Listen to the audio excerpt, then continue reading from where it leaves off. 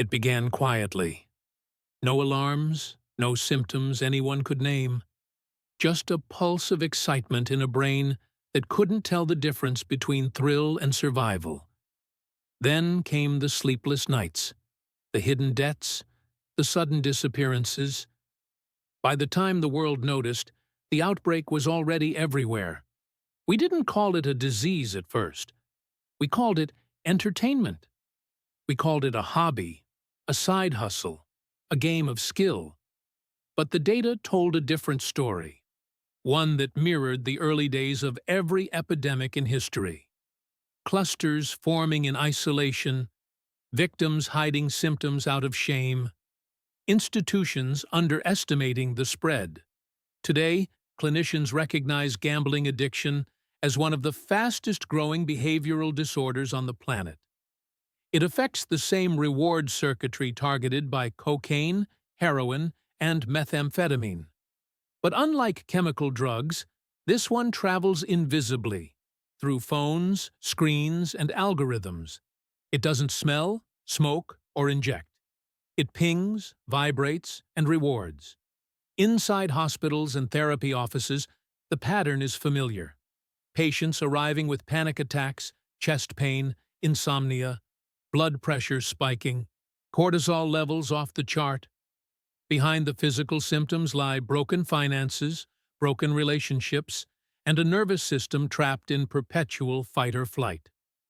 The body can't distinguish a financial threat from a physical one. The stress is systemic. In the last decade, suicide linked to gambling has become a silent epidemic. Suicide Pick researchers estimate that between 1 in 5 and 1 in 10 problem gamblers attempt suicide, the highest rate of any addiction known to medicine. The leading cause isn't withdrawal, it's despair. Debt becomes unpayable. Shame becomes terminal. The mind, cornered by its own biology, decides that extinction is relief. Families describe the same timeline again and again. First the optimism, then the secrecy, then the collapse. By the time intervention begins, the disease has progressed beyond behavior. It has rewritten identity. The person you knew is still there, but the feedback loop has consumed everything that made them reachable. Clinicians call this co-occurrence, the perfect storm where gambling amplifies pre-existing. Mania pick mental illness. Depression feeds the urge to escape. Anxiety fuels impulsivity. Mania turns risk into logic.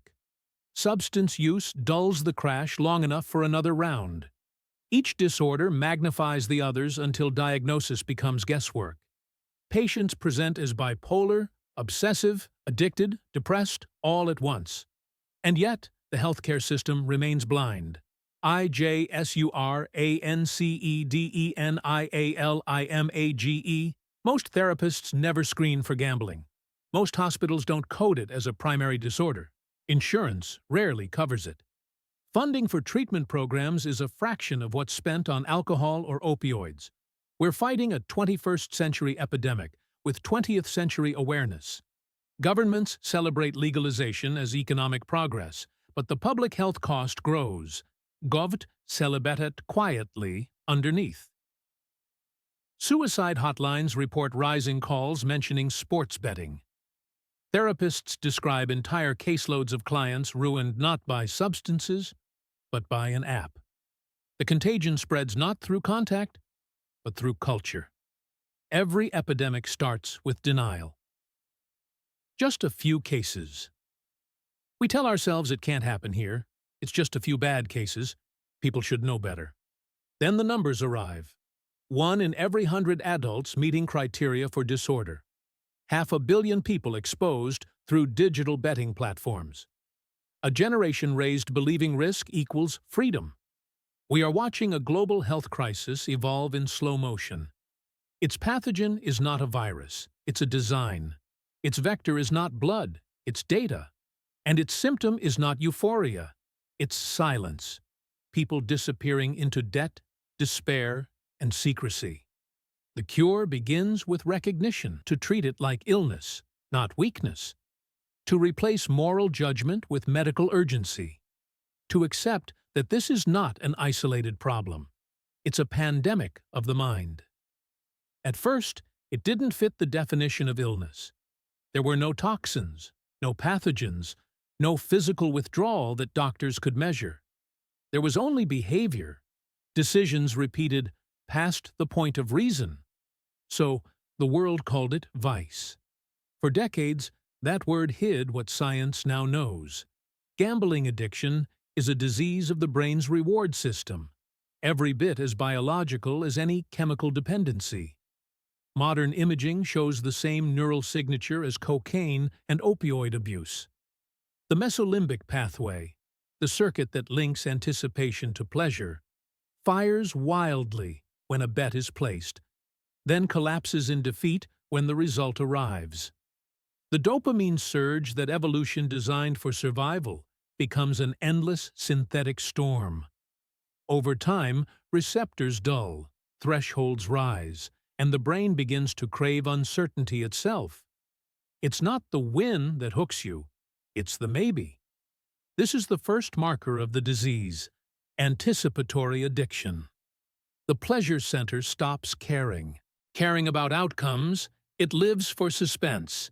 That's why quitting feels like suffocation. The nervous system has adapted to chaos as its baseline state. Without it, the body misreads calm as threat and triggers panic. Clinicians describe 3 overlapping stages: the winning phase, euphoria, control, fantasy; the losing phase, chasing, secrecy, mounting anxiety; and finally, the desperation phase, when logic collapses, debts spiral, and the mind begins searching for an exit. Each stage maps onto measurable changes in neurochemistry: dopamine saturation, cortisol spikes, serotonin depletion. Addiction is not metaphorical, it is measurable. But the symptoms extend beyond the brain. Stress hormones raise blood pressure, constrict arteries, and disrupt sleep cycles. Cortisol overload weakens the immune system. Chronic adrenaline floods leave the heart in constant alert. Patients present with chest pain, migraines, digestive distress. Doctors treat them for anxiety, hypertension, or insomnia, unaware that the real cause is a digital casino running 24 hours a day in their pocket. The body of a compulsive gambler lives in emergency mode. Every financial decision carries the weight of survival. Every silence feels like withdrawal. It's a biochemical state of siege, a self-inflicted fight or flight that never ends. Because gambling offers no external substance to test, diagnosis depends on patterns: loss of control, withdrawal, tolerance, relapse. The same criteria used for alcohol and drugs, yet rarely applied here. Fewer than 10% of medical schools worldwide include behavioral addiction training in their curriculum.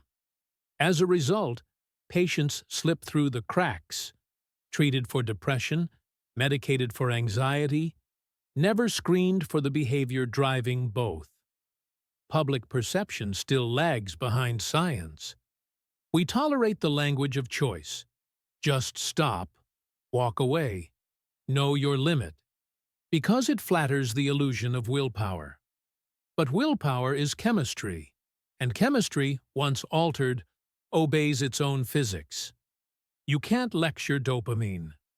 You can only retrain it, slowly, under guidance, through therapy and time. Meanwhile, the disease spreads through new vectors. Mobile betting platforms in 75 countries. Microtransactions disguised as games for children. Stock apps gamified into slot machines with confetti and sounds. Each one a portable trigger. Each one legal. Each one profitable. In epidemiology, every outbreak has an R number, a measure of how fast it spreads. For gambling, the number is invisible, but the signs are there. Rapid global growth, cross-border contagion, digital mutation. It infects not the lungs, but the reward system. And because everyone carries that system, everyone is susceptible. Yet awareness remains microscopic. There are more centers for detox from alcohol in one city than gambling clinics in entire states. Insurance codes classify it as impulse disorder, a bureaucratic understatement that erases the funerals left behind. Every suicide attributed to debt or depression hides a common origin, a brain conditioned to chase until collapse. The hidden disease grows in the gaps between recognition and response. We see the wreckage, bankruptcies, divorces, overdoses, but not the mechanism. We treat the symptoms as moral failure instead of medical emergency. And like every untreated epidemic, it spreads silently through denial. The next stage of any outbreak is acknowledgement. You can't contain what you refuse to name. Every epidemic finds its way into the weak points of the body. For gambling addiction, those weak points are the mind's existing wounds. It rarely appears alone.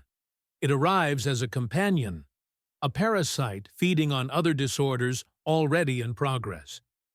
Clinicians call it comorbidity.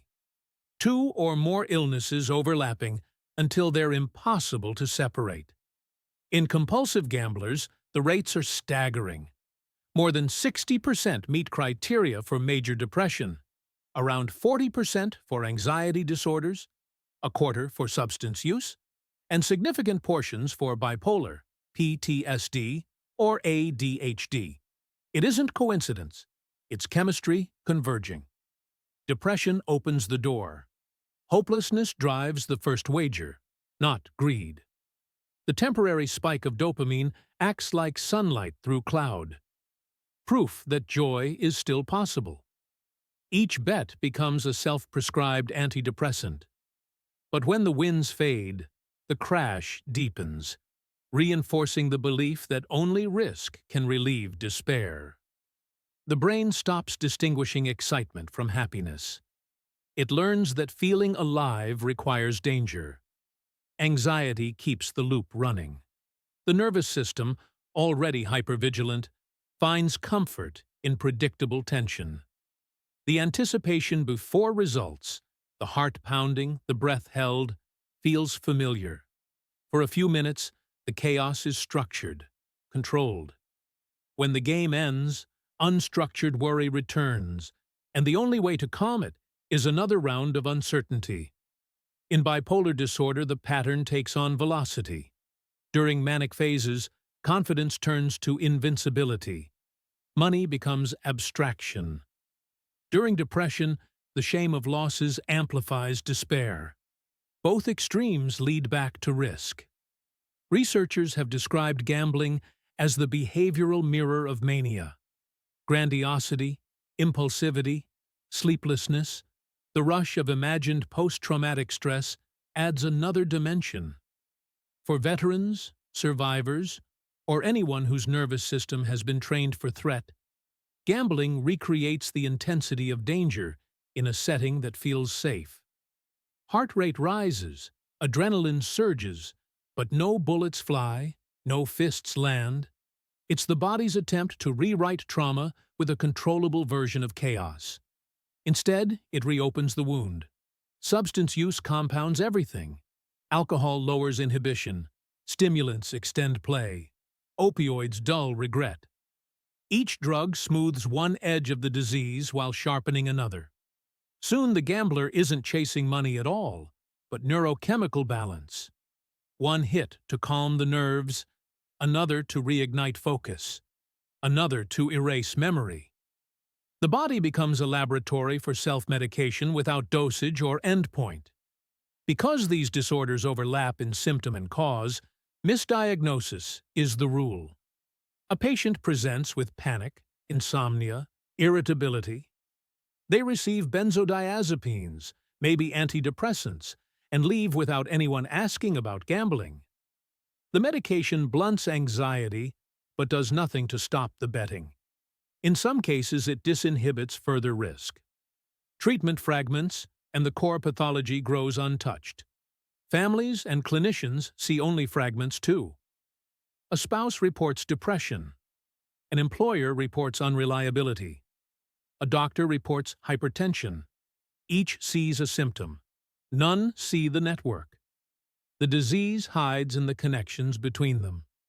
In public health terms, gambling addiction functions as a multiplier disorder, one that worsens every condition it touches. It deepens depression through loss, fuels anxiety through uncertainty, prolongs trauma through repetition.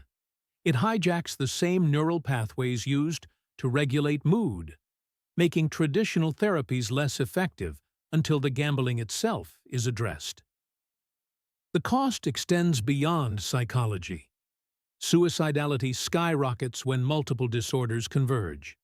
A study in Sweden found that men diagnosed with gambling disorder were 15 times more likely to die by suicide than the general population. Women, 50 times. Behind each statistic lies a chemical truth. The stress system cannot sustain permanent crisis. Eventually, the body seeks the only form of rest it can imagine. Co-occurring disorders blur the boundary between disease and despair. To the untrained eye, a gambler looks reckless. To medicine, they are symptomatic of a system overwhelmed. Dopamine unregulated, cortisol unchecked, serotonin depleted. It's not a character flaw. It's a cascade.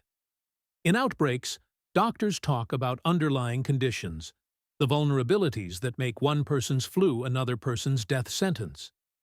In this epidemic, those conditions are loneliness, trauma, and untreated mental illness. Gambling doesn't create them. It exploits them. And until healthcare begins treating the whole patient, the mood, the memory, the biology, the epidemic will keep finding hosts in the same open wounds. Every epidemic has a fatal curve. For gambling disorder, that curve bends toward suicide. No other addiction carries a higher risk. Not opioids, not alcohol, not cocaine. When researchers plot mortality across disorders, gambling stands alone at the top, a quiet outlier of despair. The cause isn't overdose or withdrawal, it's implosion. Debt, shame, exhaustion, and neurochemical collapse converge until the brain concludes that the only controllable variable left is existence itself. Early warning signs hide behind normal language. I just need one good hit. It's all going to work out. I'm tired. They sound like optimism, but they're bargaining.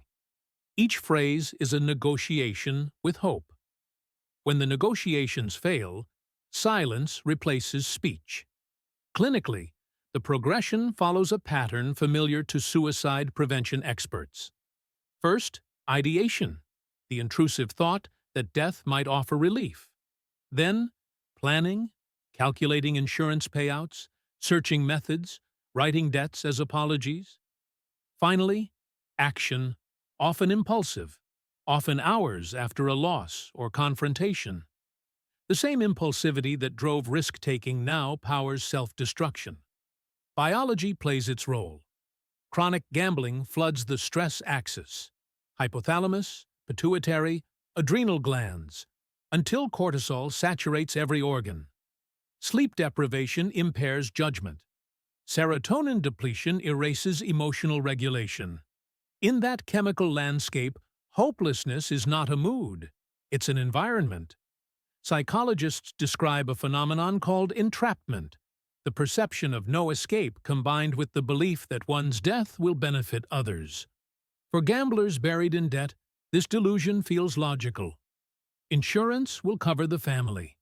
Creditors will be paid. Everyone will finally stop worrying.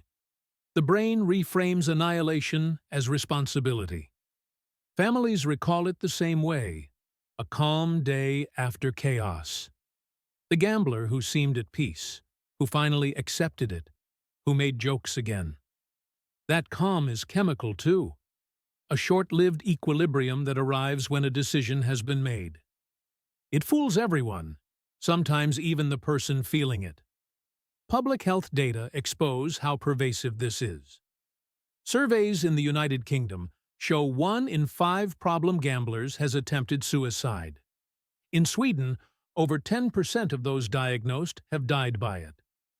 Hotlines report that calls involving gambling carry a higher lethality score than any other addiction. Yet prevention funding remains microscopic. Treatment professionals face an impossible task. There is no withdrawal protocol, no detox unit, no medication that restores meaning. Intervention relies on recognition and conversation, tools that require visibility, but shame silences. Most victims die without ever disclosing the behavior that killed them. When coroners list causes, the entries read depression, financial stress, unknown. The pathogen hides behind familiar words. Only the pattern reveals it. Bank statements, erased browser histories, empty accounts, a phone still buzzing with promotional offers. The disease survives its host. From a public health perspective, suicide in gambling disorder is both endpoint and signal. It marks the outer edge of an untreated epidemic and the entry point for understanding how fatal it can become. Every completed suicide represents hundreds of near misses, people hovering at the threshold, calling helplines, sitting in parked cars, rehearsing courage. Those are the moments when survival can still be engineered. The tools exist. Crisis hotlines, 988 in the United States, 1-800-GAMBLER in every state line, text and chat services staffed around the clock. Evidence-based therapies like CBT and DBT rebuild control one decision at a time. Peer recovery groups turn secrecy into shared language. Each small contact lowers mortality. Each conversation flattens the curve. But until society treats these deaths as preventable medical outcomes instead of private tragedies, the numbers will rise. We will keep losing people not to gambling, but to the silence that follows it. Every epidemic ends when the public accepts that containment is everyone's job. This one begins to end the moment we start saying its name out loud. Every epidemic exposes the weaknesses of the systems meant to contain it. When it came to gambling addiction, those weaknesses weren't cracks. They were design. The world legalized faster than it learned, and the infrastructure of care never caught up. The medical community was slow to recognize it. For decades, gambling addiction wasn't classified as an addiction at all. It lived in the margins of psychiatry under the label impulse control disorder, grouped with kleptomania and hair pulling. By the time it was reclassified in 2013 as a substance-related and addictive disorder, the market had already evolved beyond comprehension. Online casinos, mobile apps, fantasy sports, in-game wagers, a trillion-dollar network of instant access. The systems built to respond were still paper-based, regional, and underfunded. Therapists weren't trained, clinics weren't staffed, hospitals didn't screen, and insurance didn't cover it. To this day, fewer than 1% of licensed therapists in the United States list gambling as a clinical specialty. In entire metropolitan areas, there may be one provider, or none, who understands the disorder. Compare that to alcohol treatment, where thousands of options exist, and the scale of neglect becomes mathematical. Governments profit directly from the product they are tasked with regulating. In many states and countries, lottery and betting revenues fund education, infrastructure, even mental health programs, a moral paradox disguised as public service. Every ad that says, "Play responsibly," is paid for by the same agencies collecting the losses. It's like asking a tobacco company to write lung cancer policy. The research deficit mirrors the treatment gap. Funding for gambling studies is a fraction of that for substance use, even though the population-level harm, financial collapse, suicide, homelessness, rivals any chemical dependency. Universities compete for scraps of grant money, often funded by the industry itself, raising questions of bias before the first experiment begins. Peer-reviewed studies appear years after the technology they describe has already evolved. Then there's the insurance system, a labyrinth that treats behavioral addiction as lifestyle choice. Coverage, when it exists, is limited to short-term therapy or group sessions, often under impulse disorder codes that reimburse at lower rates. Many patients, bankrupt from losses, can't afford help even when they find it. Others are denied outright because their condition lacks the chemical footprint insurers use to measure legitimacy. Hotlines become the front line of a war fought without funding. Calls spike after major sporting events, after tax season, after holidays. Staff work overnight, listening to people whisper from parked cars or dark bedrooms, trying to decide whether to make it until morning. They do this for modest pay, high burnout, and little recognition. For many callers, that voice on the line is the only form of health care they will ever receive. Meanwhile, the industry operates with surgical precision. Machine learning tracks spending patterns, emotional triggers, and relapse cycles in real time.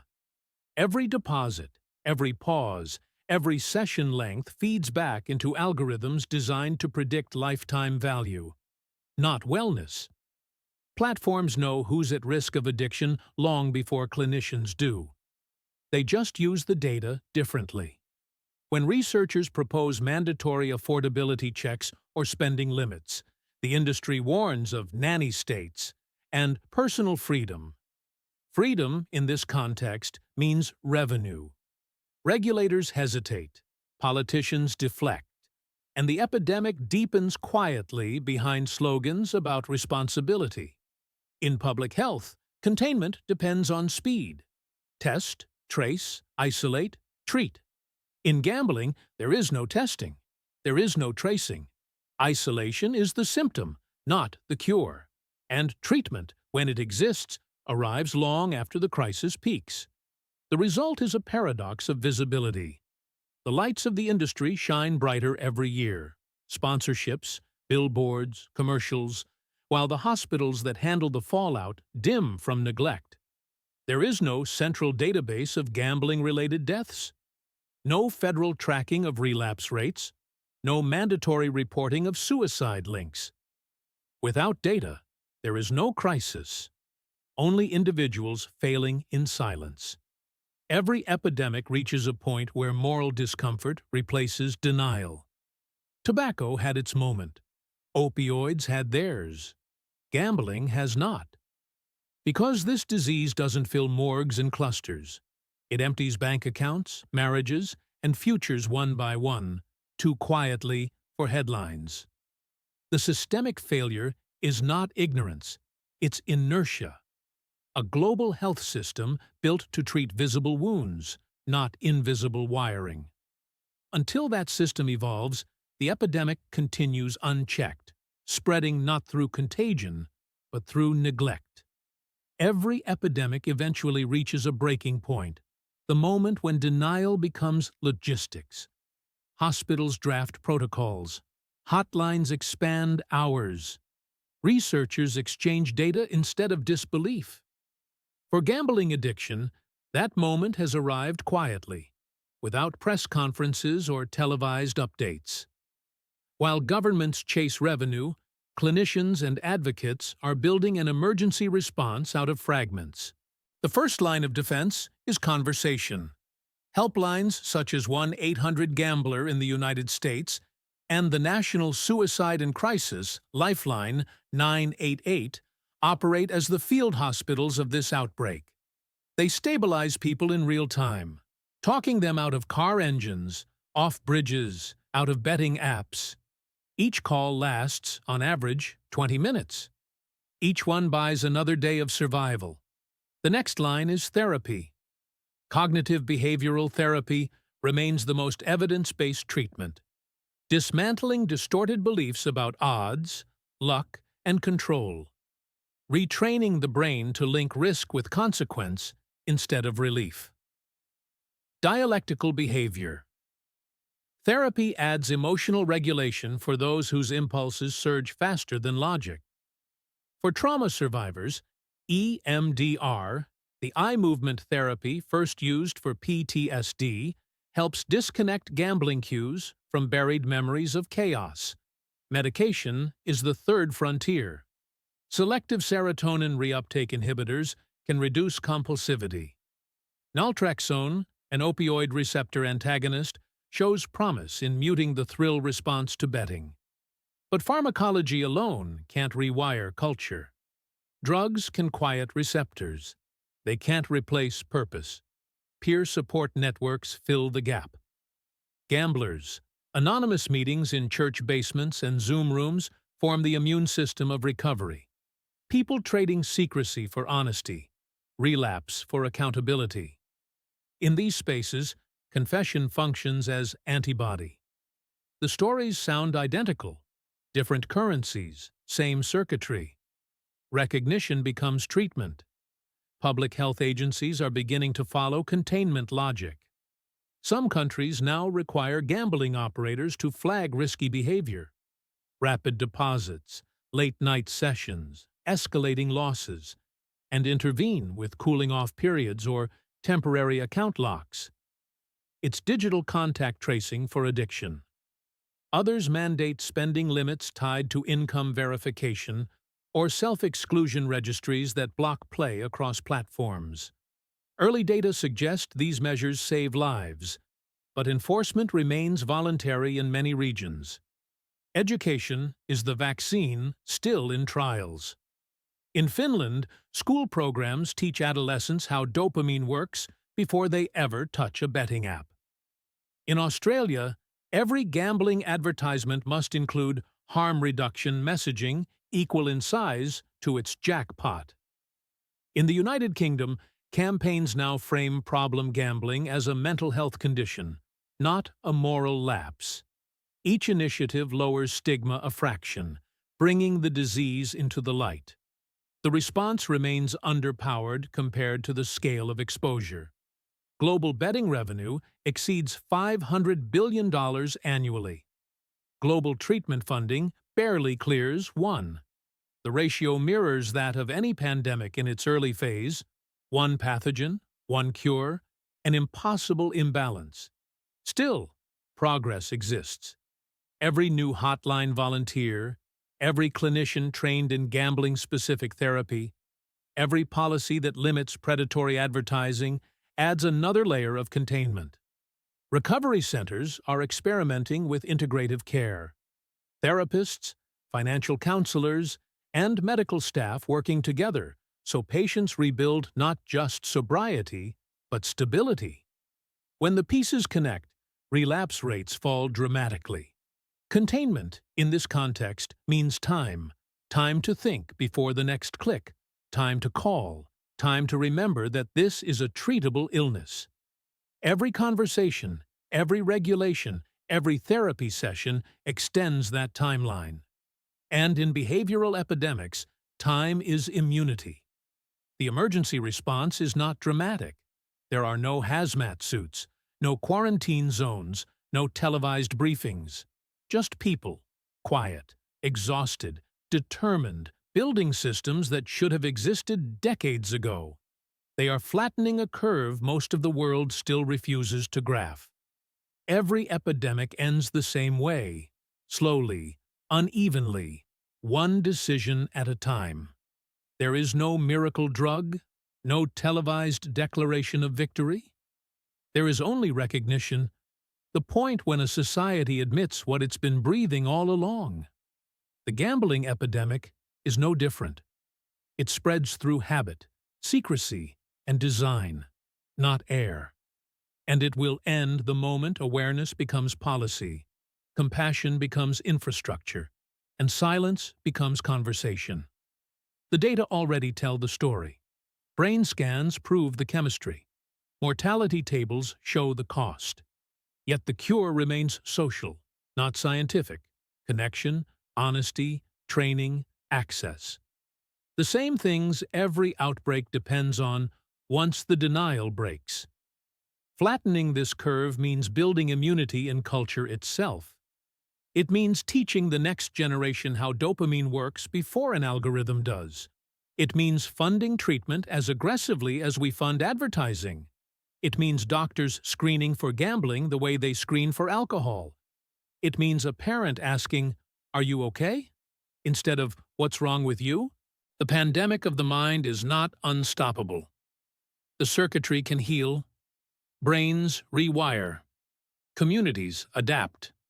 But only if we act like this is what it is: a public health emergency hiding in plain sight. Some people are alive today because they made one phone call. If you or someone you love is on that edge, call 988 in the U.S. or 1-800-GAMBLER anywhere gambling is legal. If you're outside the U.S., find a local helpline. Talk before the silence wins. Every call is a life pulled back from statistics into story. And if this documentary made you see it differently, if you felt that chill of recognition, don't let it stop here. Subscribe to Winning Without Wagers. Every week we expose another layer of the world's most profitable addiction: how it spreads, who profits, and how people recover. Because awareness isn't the end of this epidemic. It's the vaccine.